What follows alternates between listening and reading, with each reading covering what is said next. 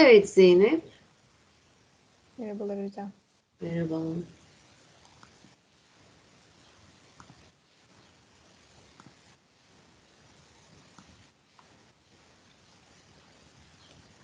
Şöyle başlatmak istiyorum.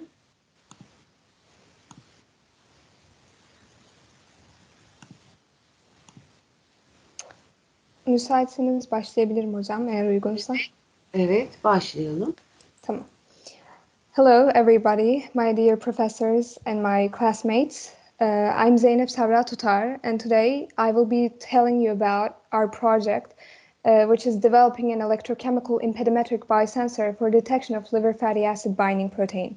My project supervisor was Ceyhan SERDAR.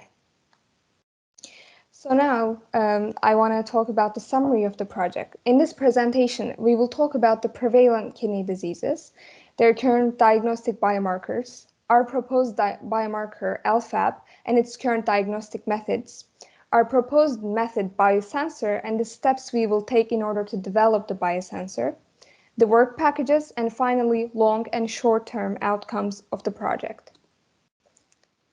So it's known that non-communicable diseases are the leading cause of morbidity worldwide. In the report written by World Health Organization in 2019, it was reported as the 10th leading cause of deaths worldwide was kidney diseases. So after learning about the criticalness of the kidney diseases, we decided to learn about some prevalent types of it. According to CDC, more than 1 in every 7 adults in the United States have chronic kidney disease.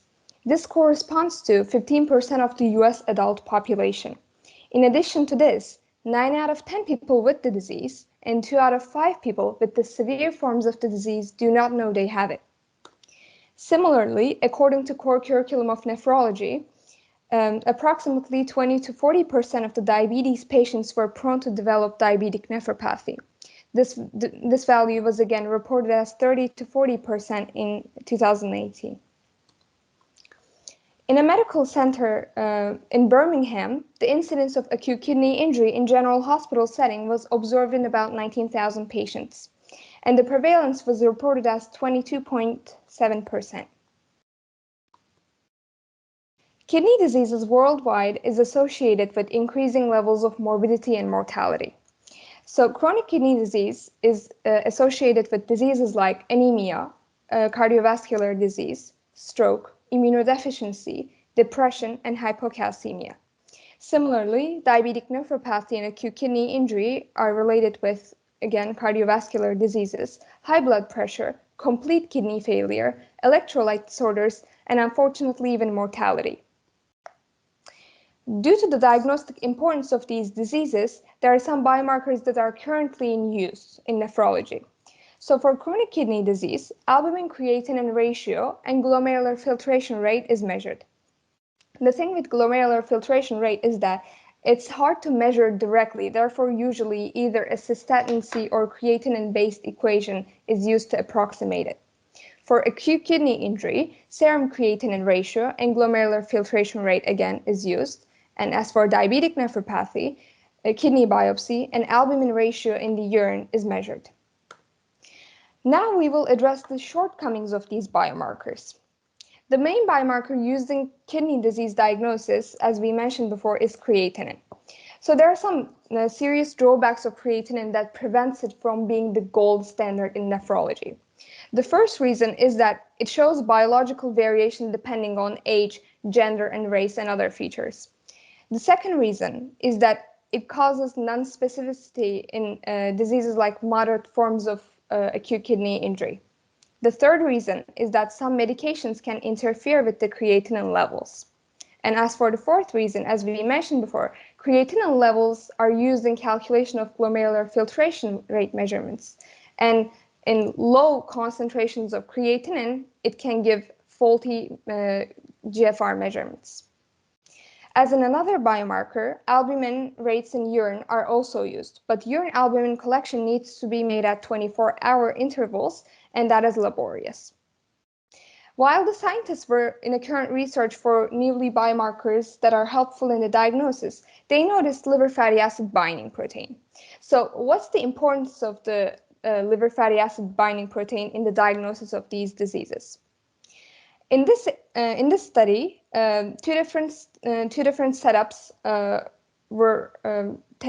took place in order to evaluate the relationship between L-FAB levels and chronic kidney disease, and secondly, to see if urinary L-FAB correlated with serum L-FAB and interfered with it in the chronic kidney disease. As the result of the study, it was seen that declined renal function correlated with high urinary L-FAB values. And in chronic kidney disease, serum and urinary L-FAB values were independent from each other. In the next study, urinary L-FAB excretion in adults with acute kidney injury and in adults with no clinical kidney injury were compared. So this table was made according to the logarithmic scale. I mainly want to talk about all the control groups and acute kidney injury comparison, but it's also worth noting that under the all control groups, there were subgroups, and these subgroups are important in showing the non-biased design of the study. So the median value for all control groups is reported as 3.86, while for acute kidney injury, the median value for L-FAB was recorded as 236. So as the result of the study, it was shown that healthy urine contained very low levels of L-FAB, while acute kidney injury urine contained very high levels, which showed that it was a highly sensitive biomarker for prognosis and diagnosis of acute kidney injury. For the next study, the patients with diabetes and control groups were recruited. And based on the albuminuria and renal function levels, the patients were classified into normal albuminuria, microalbuminuria, macroalbuminuria, and renal failure. Then the L-FAB levels were compared with these groups. The result of the study showed that L-FAB not only showed the existence, it also showed the severity of diabetic nephropathy. So the researchers found L-FAB increase in acute kidney injury, chronic kidney disease, and diabetic nephropathy. What exactly is L-FAB? L-FAB belongs to a family group of fatty acid binding proteins. And as the name suggests, they play part in the regulation of fatty acid metabolism. It's mainly expressed in nephrons, hepatocytes, and enterocytes. And the ones secreted by kidney cells in the urine in case of renal damage is the liver fatty acid binding protein. This arises another question. How is L-FAB expressed in case of renal damage? So in the kidney, albumin-filtered glomeruli is absorbed in proximal tubules together with the free fatty acids. After reabsorption, the albumin is sent to the lysosomes and fatty acids are released and they're taken up by liver fatty acid binding protein during the process. L-FAB-bound fatty acids are sent to mitochondria and peroxisomes for size reduction, but when ischemia or reperfusion injury occurs, the reactive oxygen species will initiate the lipid peroxidase accumulation in the proximal tubules, and it will damage the proximal tubules. L-FAB will bind to these lipid peroxidases and then transfer them to the urinary spaces. Due to importance of L-FAB, currently there are two measurement techniques. The first one is lateral flow test, and I'm sure most of you are familiar with it because of the pregnancy tests. So how its mechanism work is, the urine sample with the L-FAB is put onto the sample pad. And right next to the sample pad, there's a conjugation pad where the sample reacts with the anti-human L-FAB antibody and forms an antigen-antibody complex. With the capillary action, the sample flows and reacts to anti-human L-FAB mouse antibody in the test line. The test line captures these complexes and visualizes a shade of red based on the present amount of liver fatty acid binding protein. Then these antibodies move further on the line, on the membrane, and bind to mouse IgG antibodies on the control line and visualize the red color. This red color is called the control line, and it's there to ensure the test is performed properly. So there are two main disadvantages of the lateral flow test. The first one is it's semi-quantitative, and the second one is that it has lower sensitivity compared to ELISA and biosensors. As the second method, ELISA test is used. So this is a type of sandwich ELISA. On the surface of the microplate, there are capture antibodies. And when the L-FAB containing urine is transferred to the coated plate, the capture antibody that is specific for the antigen will bind to them. After this, peroxidase conjugated antibody will be added and a sandwich ELISA will form. In the final step, the substrate solution will be added, and depending on the L-FAB amount, a color will form. So there are also some disadvantages of ELISA, and these are being complicated, longer turnout time, costly manner, laborious work. To override these disadvantages of the lateral flow in ELISA, we propose the development of a biosensor. Now, I hear you ask, what is a biosensor? A biosensor is a transducer device that converts the biological analyte or a signal into a quantifiable electrical signal and helps us to see the presence or an amount of a molecule. And it's mainly composed of 5 parts. The analyte, it's the substance of interest that needs detection. The second part is bioreceptor, the molecule that recognizes the analyte. The third part is transducer, the element that converts the biorecognition that took place and converts it into a measurable signal. And based on the transducer, a biosensor can be electrochemical, optical, mechanical, and piezoelectrical. The next part is an electronic circuit. And this one takes the quantifiable signal from the transducer and presents it in a digital form. Next, there's a display part where the digital forms from the electronic circuits are transformed into graphics. In addition to this, a biosensor must be specific for a certain biomarker. It should be replicable. It should be insensitive to pH and temperature changes, so it should be stable. It should be sensitive and should follow a mathematical pattern, preferably linear. So as we see in the table, the biosensors are highly sensitive. They have short turnaround time, they're quantitative, they're cheap, and they have a simple procedure. And when we compare the 3 methods in measurement of L-FAB, we see that with its highly advantageous features in every category, biosensor stands out. For this project, we decided to develop an electrochemical biosensor. An electrochemical biosensor transduces a biological event into an electrical signal, and they recognize lots of biological materials like antibody, enzyme, DNA, nucleic acid, antigens, and pH. So in the electrochemical biosensor, the most important component is called electrode. And electrode is the device that works as the site where the biomolecule immobilization takes place. The whole principle of electrochemical biosensor aims to functionalize the electrode to make it specific for a binding molecule. Covering screen-printed electrode with an element like polyalanine or polylysine or with other nanomaterials will drop the surface resistance and increase the conductivity of the electrode. Then the surface of the covered electrode will be modified with a chemical like glutaraldehyde to immobilize the bioreceptors, which can be enzymes, antibodies, DNA, or cells.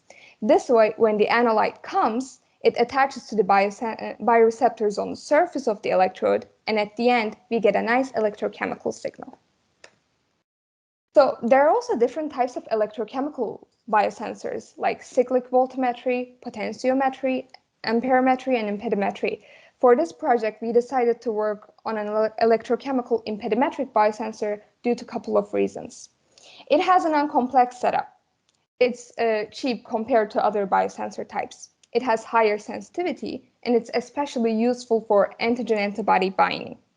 And speaking in a general manner, it's insensitive to changes like pH and matrix effects. Also, it's label-free. So now we will discuss the steps in developing the biosensor. In the first step, the polylysine electrode will be polyalysine electrodes impedance will be measured to define the base level of the empty electrode. Then the electrode will be modified with a chemical like glutaraldehyde to make the surface ready for immobilization of the L-FAB antibodies. After this, the surface will be observed with an electron microscope to make sure that the immobilization was made in a right manner. Then impedimetric measurement will be taken again, and the baseline level for the biosensor will be measured. So in here, you see the zoomed out version of what the electrode surface looks like. For the initial proof of concept, the amounts of L-FAB antigens sent to surface of the electrode would first be prepared in the phosphate buffer solution. And these will be dropped onto the surface of the biosensor in increasing concentrations. After this, impedimetric measurements will be taken. So until this step, the amounts of L-FAB that was sent to the surface of the biosensor would be prepared in the phosphate buffer solution. In this step, it will be transferred to urine and the impedimetric signal will be measured. Then the impedimetric value measured from phosphate buffer solution and from urine will be compared. This way, if there's any interference of any biological material or pH or temperature, we will be able to observe it and test it. This step is called commutability optimization in the urine matrix. In the next step, different amounts of L-FAB that is spiked into the urine will be measured with both an ELISA kit and with the newly developed biosensor. So both methods will be tested in a parallel manner, and system verification of our biosensor will take place.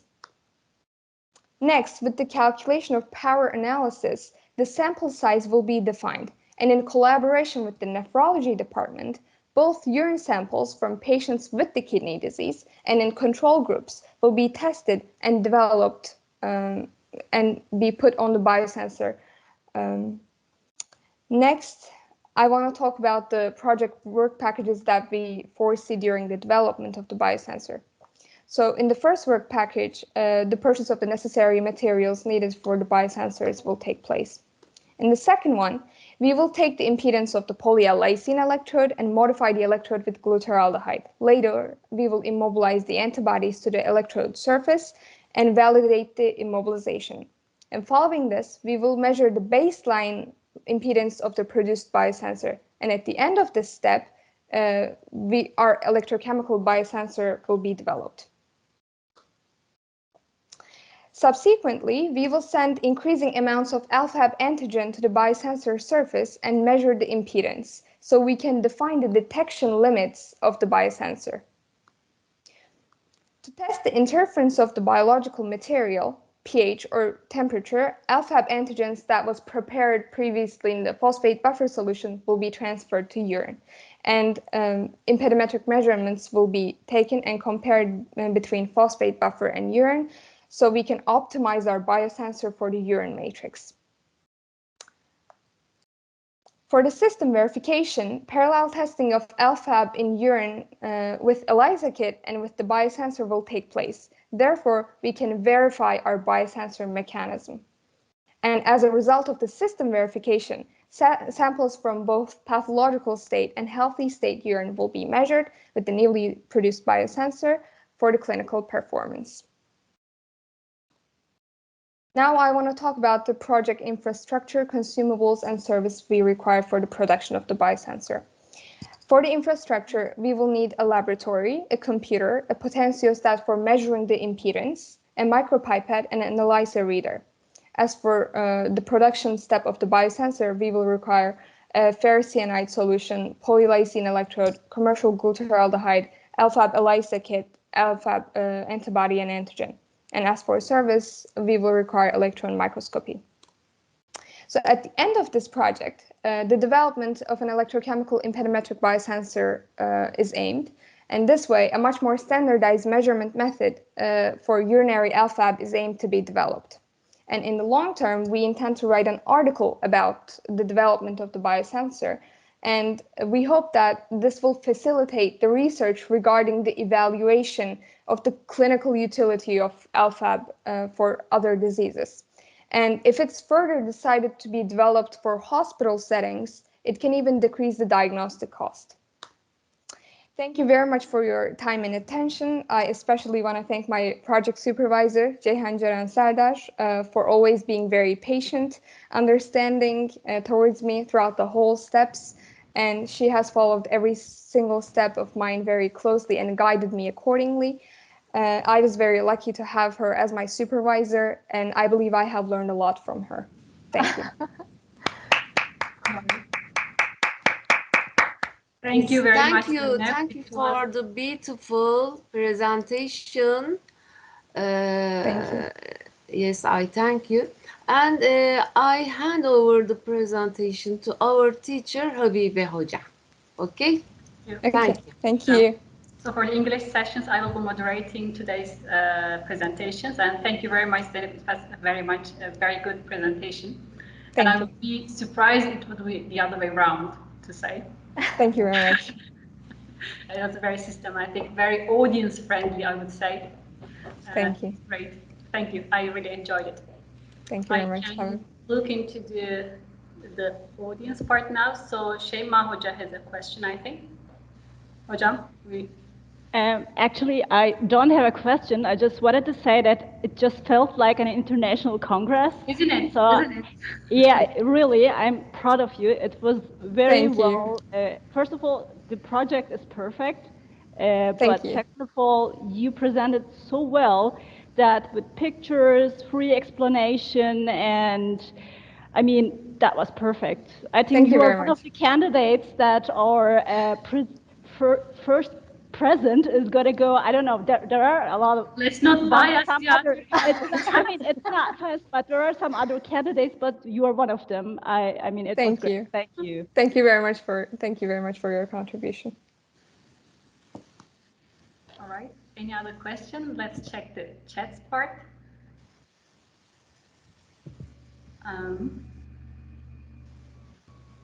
So you get some congratulations from your friends from NASM. They also work on biosensors, and it's a very dense and difficult to understand topics, and you explain it in a very good way, they say. All right, yeah, it was very good, Zeynep. The only thing comes to my mind, I don't know the technical details very much, but it sounds like a very tedious work. And it is. Is there, so in terms of fitting it into the next year, so are you comfortable with doing it in 1 year period? What do you think about that? I believe we are. We actually also prepared this project for TUTAR. So that will I believe depend on the amount of the service and the infrastructure we can actually provide, and if we can have all of them in the timely manner, I believe why not. Okay, I've seen there is an electron microscopy requirement in your equipment list. Do you have any candidate place for that? Because I think we don't anticipate it within the next year having the electron microscope in the faculty, right, Ceyhan? Yeah. That was actually. Would you like to answer, or should I? Go ahead, Hocam, please. Okay. So we have been talking with UNOM and to have a collaboration. Actually, a protocol will be signed up. So it will be done at Bilkent. Yes. All right. That is our plan. All right. I know that there is an electron microscopy in Istanbul Medipol as well. Maybe that would be one of the other options. But during the course taking period, traveling, I don't know how much would be possible, but maybe you can collaborate with the scientist over there, because learning the electron microscopy in itself is a task, right? Well, the thing is, if we are getting the,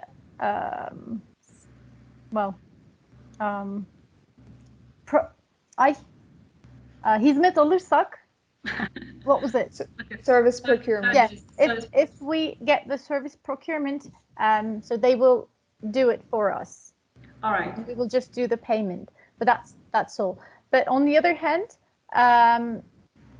actually, the things that are written in this project was a little bit perfectionist. I can get that.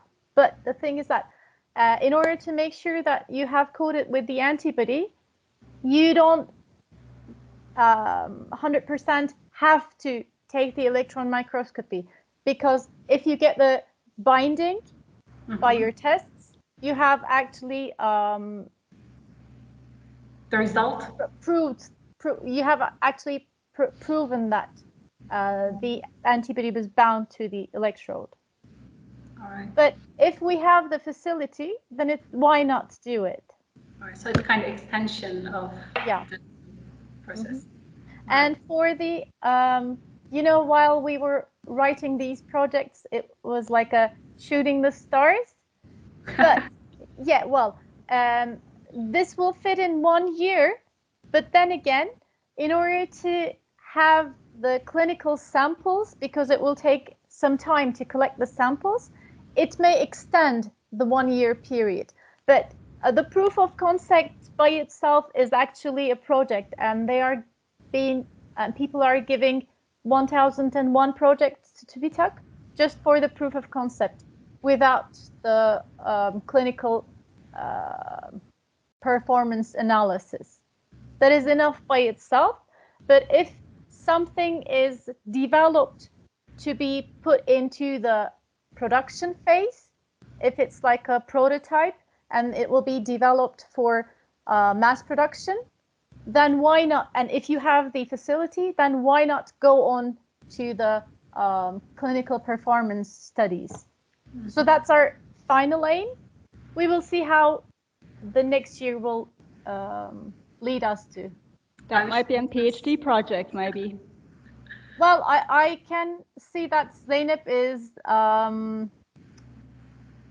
can do that. So is able. I have the full confidence in her. And I agree with well, you. I just answered the question right now. But if you have some time, I'd like to talk about my comments as well. Go ahead. Please go ahead. Yeah. So Zeynep, thank you very much. It's been a pleasure to work with you, and I don't know whether I may be more proud. So thank you very much for being a partner with you in this project. I'm not seeing myself as a teacher. So, well, basically, teachers learn from students. So you have taught me a lot too. And thank you very much. Thank you very much. I just want to say one of my biggest motivations during the presentation and the form filling was to satisfy what you were looking for in your students. So thank you very much for always pushing us for the better and for much better, and allowing us to develop ourselves in many ways. Thank you. I'm glad you're not bored. I'm not. It was a lot of fun. I also got comments or feedbacks like at the beginning of the semester, students saw this project preparation very overwhelming because it was along to all of the lecture workload. But now when they experience this conference atmosphere and achievement that they can do the things that all like a regular scientist can do, at least they can touch to that area. I think now they started to change their mind. But I can say that next year it will go back to the other way around again, because the course load will start again. So, but doing the science is something like this. You dig into the water, you keep your breath, and then you find the pearl, and then you go up back. So during this diving period, it can be challenging, but at the end you may get the pearl. And by the way, I'd like to make a Turkish comment as well. Nasim bir yorum yazmış. Hani biz de biyosensörcüydük ama hani Zeynep çok iyi anlatmış diye. Şunu söylemek istiyorum arkadaşlar. Yine mailde söylediğim gibi sizler birbirinizin tecrübelerinden de öğreniyorsunuz. Yani bu öğrenci kongresi bir aslında öğrenme periyodu. Ve birinci gün grupları ne yazık ki kendilerinden önce öğrenecekleri sunumlardan yoksundular. Yani o yüzden kendinize de haksızlık etmeyin. Siz de gerçekten çok iyi çalıştınız ve çok iyi sundunuz. Sizlere de teşekkür ederim. Zeynep'ciğim sana tekrar teşekkür ederim. Ben teşekkür ederim hocam.